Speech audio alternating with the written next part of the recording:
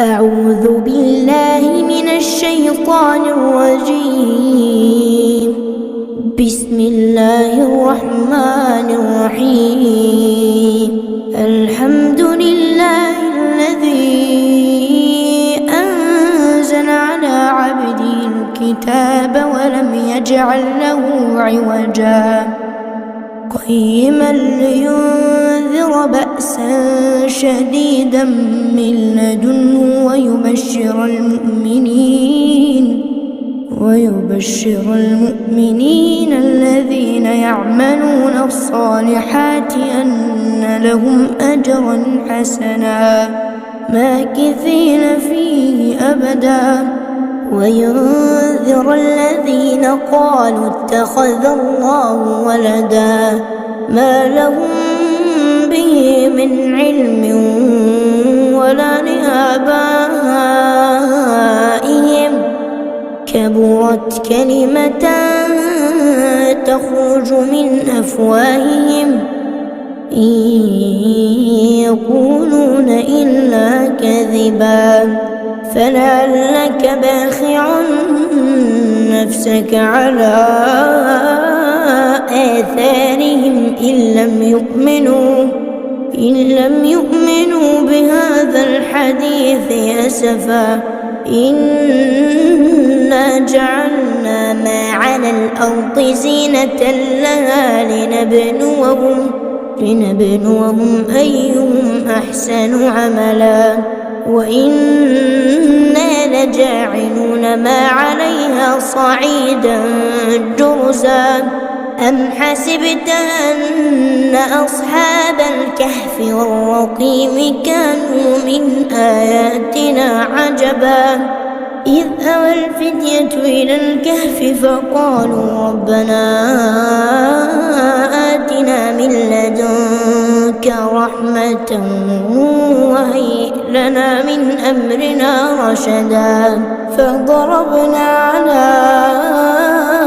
آذانهم في الكهف سنين عددا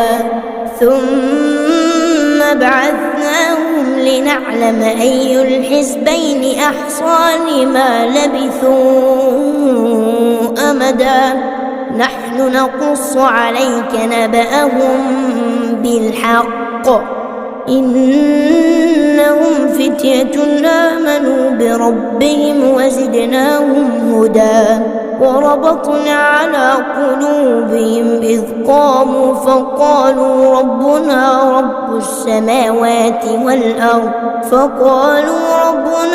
رب السماوات والأرض لن ندعو من دونه إلها لقد قلنا إذا شططا هؤلاء قوم اتخذوا من دونه آلهة لولا يأتون عليهم بسلطان بين فمن أظلم ممن افترى على الله كذبا وإذ اعتزلتموهم وما يعبدون إلا الله فأووا إلى الكهف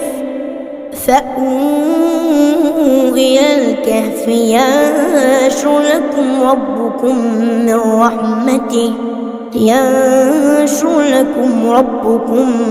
من رحمته ويهيئ لكم من أمركم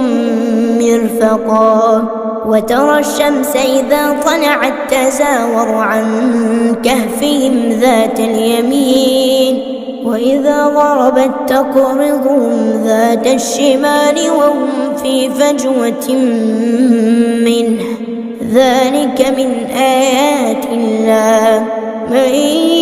يهد الله فهو المهتد ومن يضلل فلن تجد له وليا مرشدا وتحسبهم أيقاظا وهم رقود ونقلبهم ذات اليمين وذات الشمال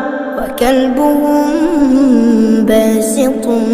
ذراعيه بالوصيد لو اطلعت عليهم لوليت منهم فرارا ولملئت منهم رعبا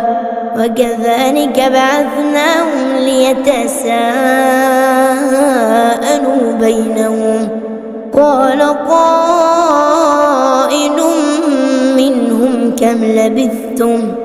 قالوا لبثنا يوما أو بعض يوم قالوا ربكم أعلم بما لبثتم فابعثوا أحدكم بورقكم هذه إلى المدينة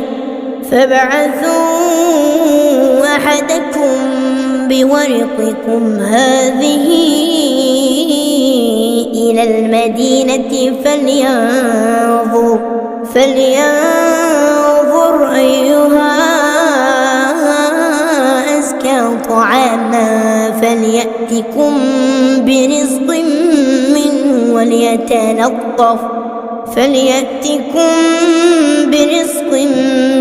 منه وليتلطف ولا يشعرن بكم أحدا إنهم إن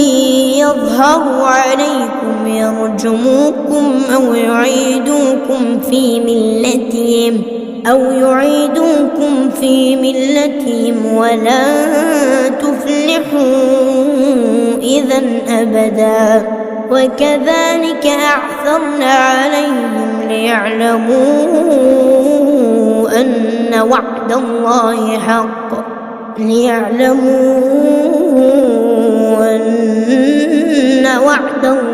حق وأن الساعة لا ريب فيها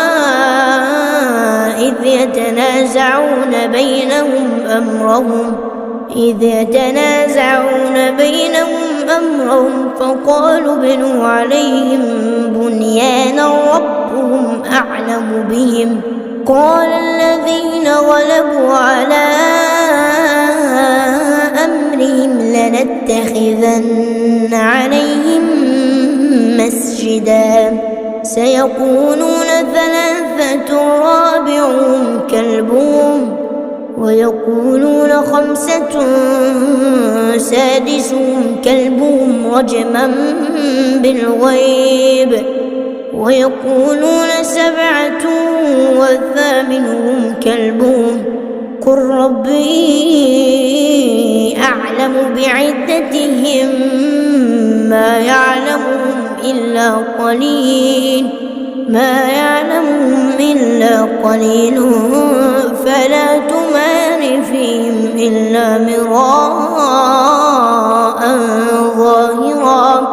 فلا تمار فيهم إلا مراء ظاهرا ولا تستفت فيهم منهم أحدا ولا تقولن لشيء إني فاعل ذلك غدا إلا أن يشاء الله واذكر ربك إذا نسيت وقل عسى أن يهديني ربي لأقرب من هذا رشدا ولبثوا في كهفهم 300 سنين وازدادوا 9 قل الله أعلم بما لبثوا له غيب السماوات والأرض أبصر به وأسمع ما لهم من دونه من ولي ولا يشرك في حكمه أحدا واتل ما أوحي إليك من كتاب ربك لا مبدل لكلماته ولا تجد من دونه ملتحدا واصبر نفسك مع الذين يدعون ربهم بالغداة والعشي يريدون وجهه ولا تعد عيناك عنهم تريد زينة الحياة الدنيا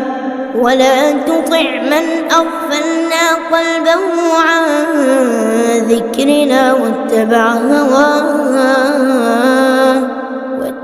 هواه وكان أمره فرطا. وقل الحق من ربكم فمن شاء فليؤمن ومن شاء فليكفر. إنا أعتدنا للظالمين نارا أحاط بهم سرادقها وإن يستغيثوا يغاثوا بماء كالمهل يشوي الوجوه بئس الشراب وساءت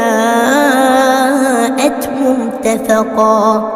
إن الذين آمنوا وعملوا الصالحات إنا لا نضيع أجر من أحسن عملا. أولئك لهم جنات عدن تجري من تحتهم الأنهار يحلون فيها من أساور من ذهب ويلبسون ثيابا خضرا من سندس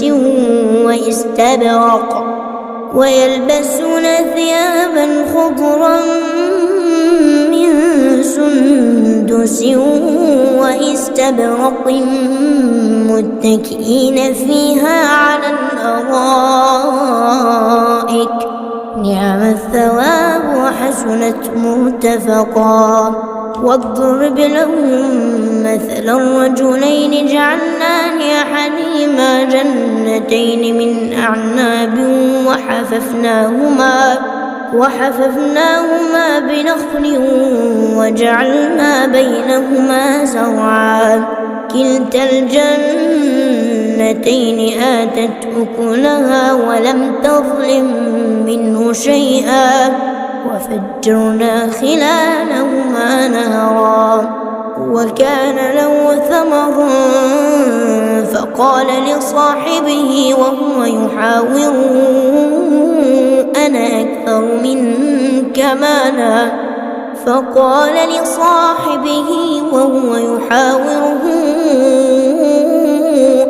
أكثر منك مالا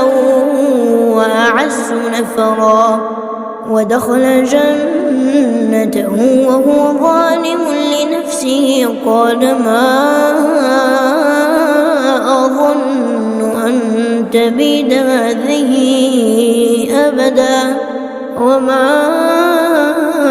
أظن الساعة قائمة ولئن رددت إلى ربي لأجدن خيرا منها منقلبا. قال له صاحبه وهو يحاوره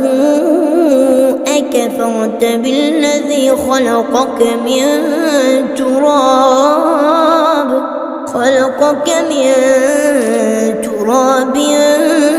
ثم من نطفة ثم سواك رجلا لكن هو الله ربي ولا أشرك بربي أحدا. ولولا إذ دخلت جنتك قلت ما شاء الله لا قوة إلا بالله إن ترني أنا أقل منك مالا وولدا فعسى ربي أن يؤتيني خيرا من جنتك ويرسل عليها حسبانا من السماء فتصبح صعيدا زلقا أو يصبح ماؤها غورا فلن تستطيع له طلبا. وأحيط بثمره فأصبح يقلب كفيه على ما أنفق فيها وهي خاوية على عروشها ويقول يا ليتني لم أشرك بربي أحدا ولم تكن له فئة ينصرونه من دون الله وما كان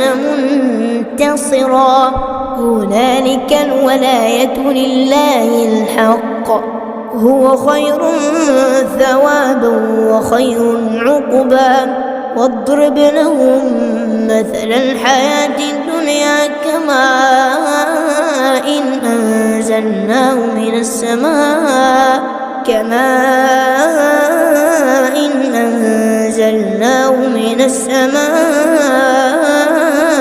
فاختلط به نبات الأرض فأصبح هشيما تذروه الرياح وكان الله على كل شيء مقتدرا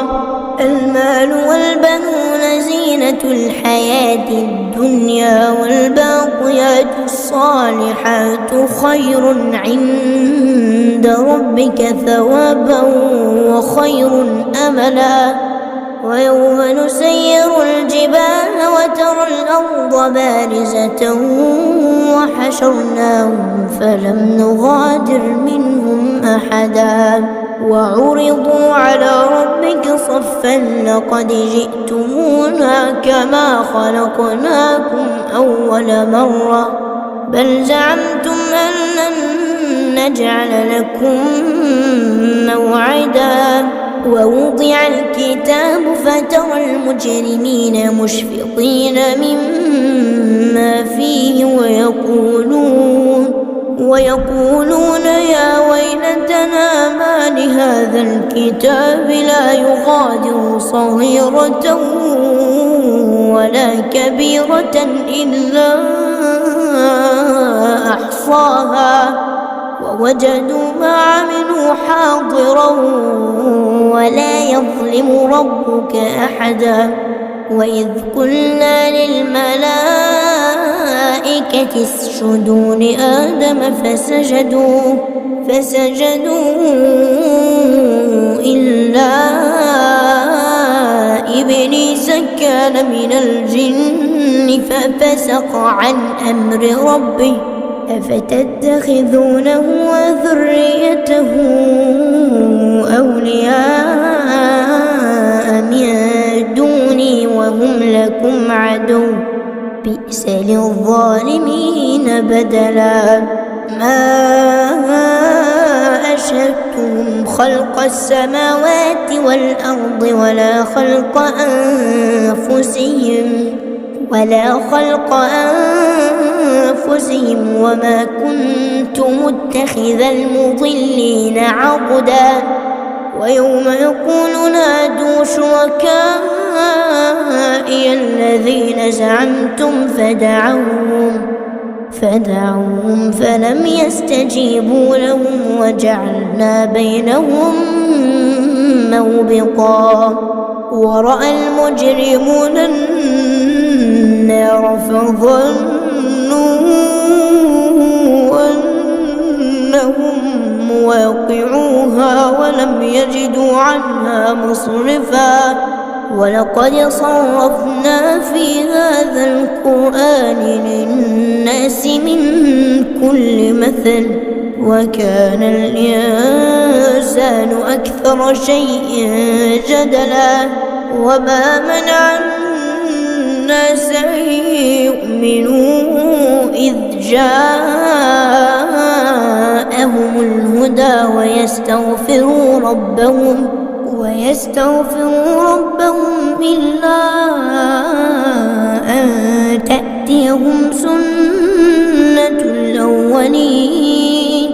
إلا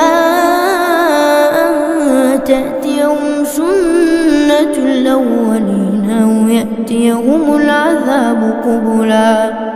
وما نرسل المرسلين إلا مبشرين ومنذرين ويجادل الذين كفروا بالباطل ليدحضوا به الحق واتخذوا آياتي وما أنذروا هزوا ومن أظلم ممن ذكر بآيات ربه فأعرض عنها ونسي ما قدمت يداه إنا جعلنا على قلوبهم أكنة أن يفقهوه وفي آذانهم وقرا وإن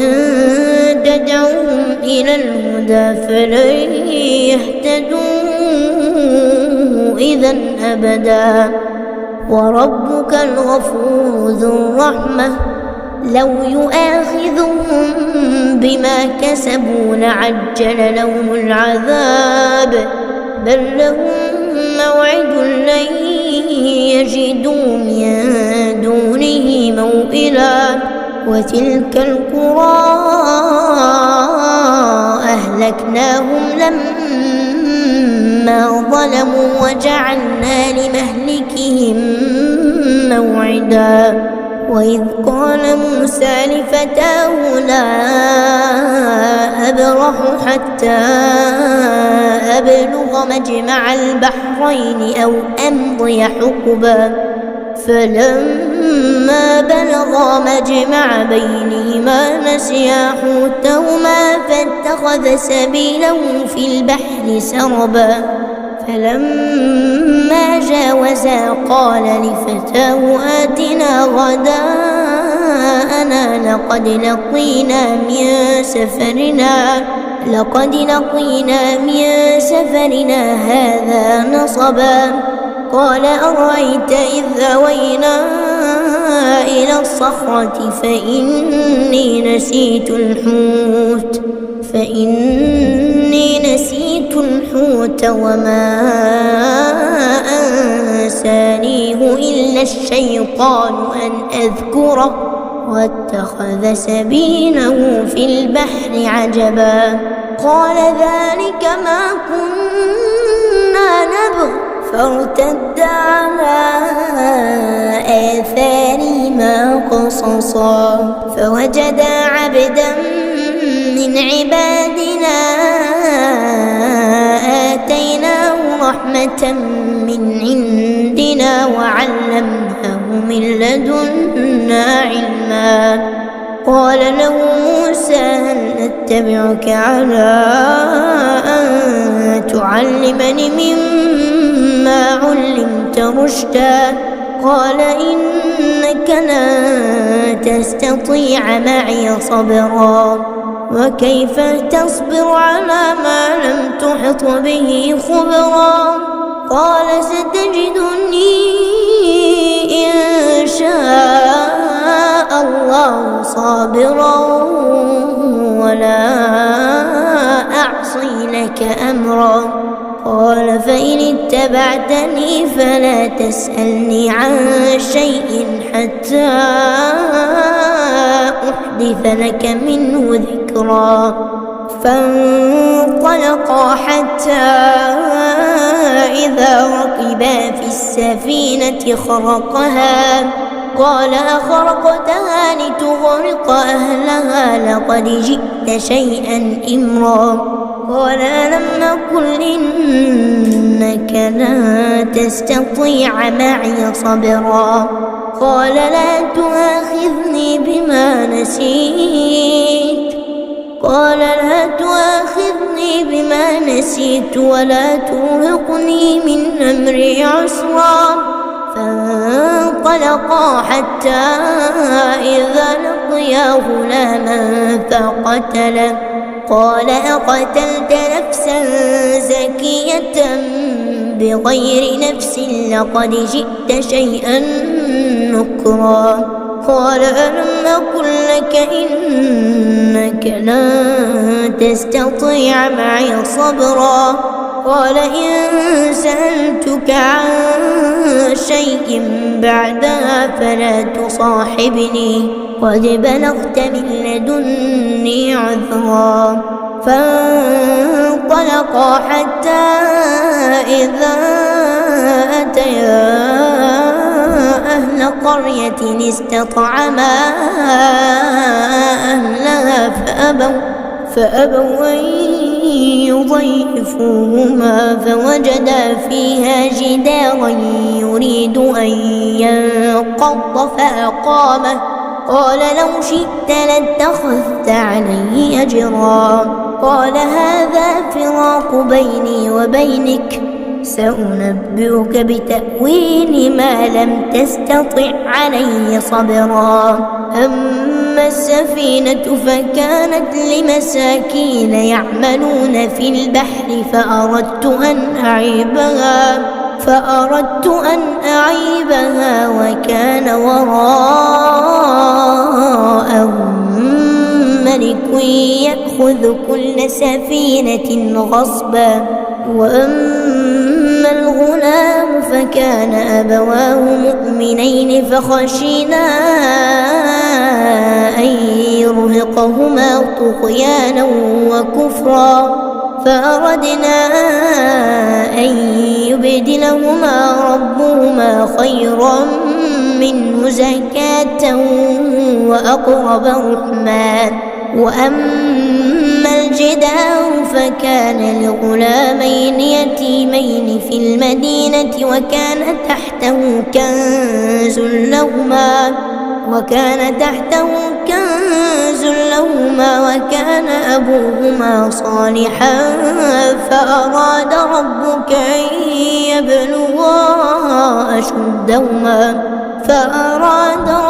أن يبلغا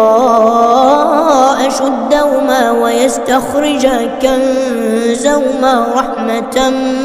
من ربك وما فعلته عن أمري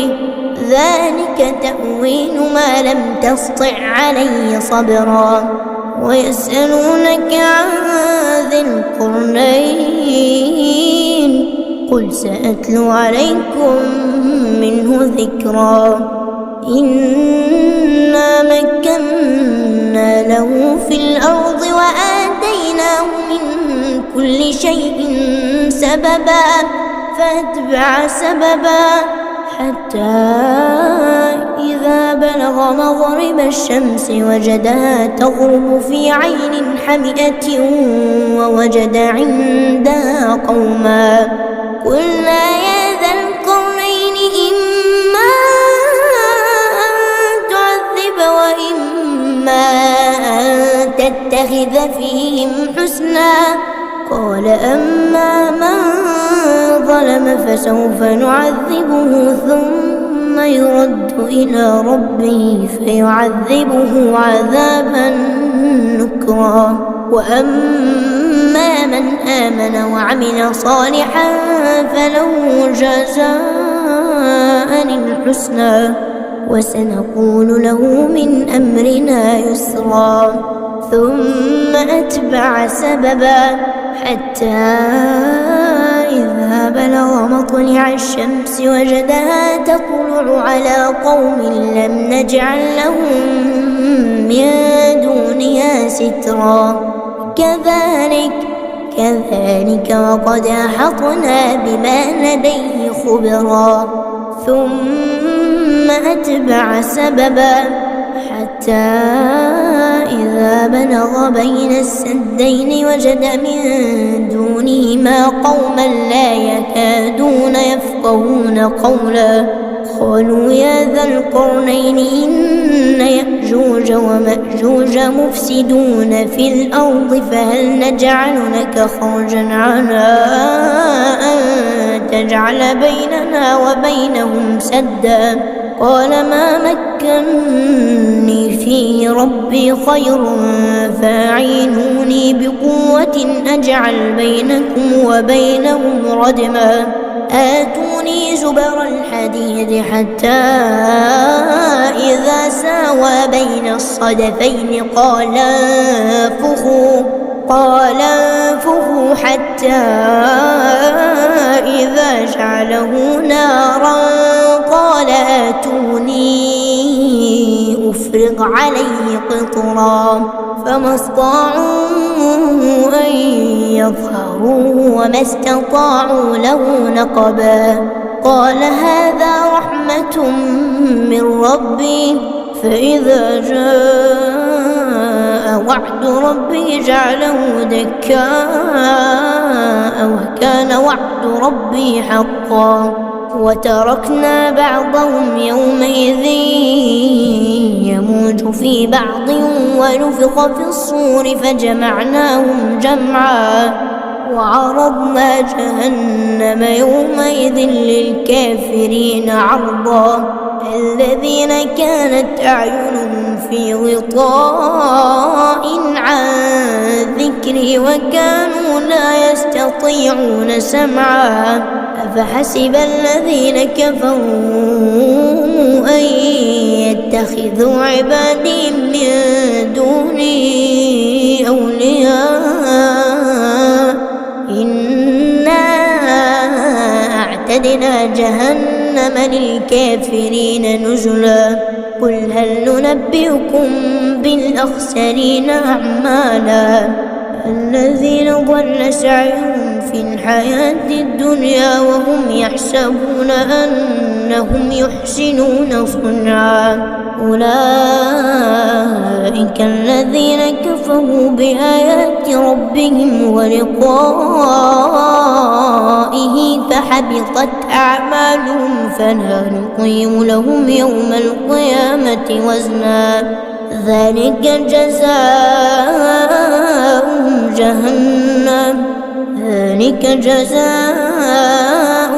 جهنم بما كفروا واتخذوا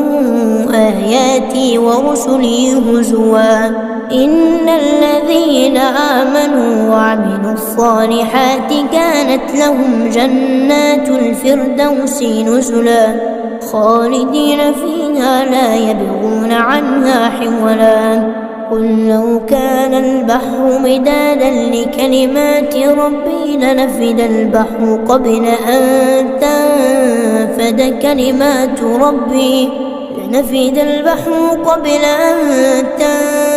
كلمات ربي ولو جئنا بمثله مددا قل إنما أنا بشر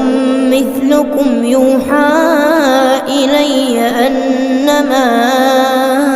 إلهكم إله واحد فمن كان يرجو لقاء ربه فليعمل عملا صالحا ولا يشرك بعبادة ربه أحدا.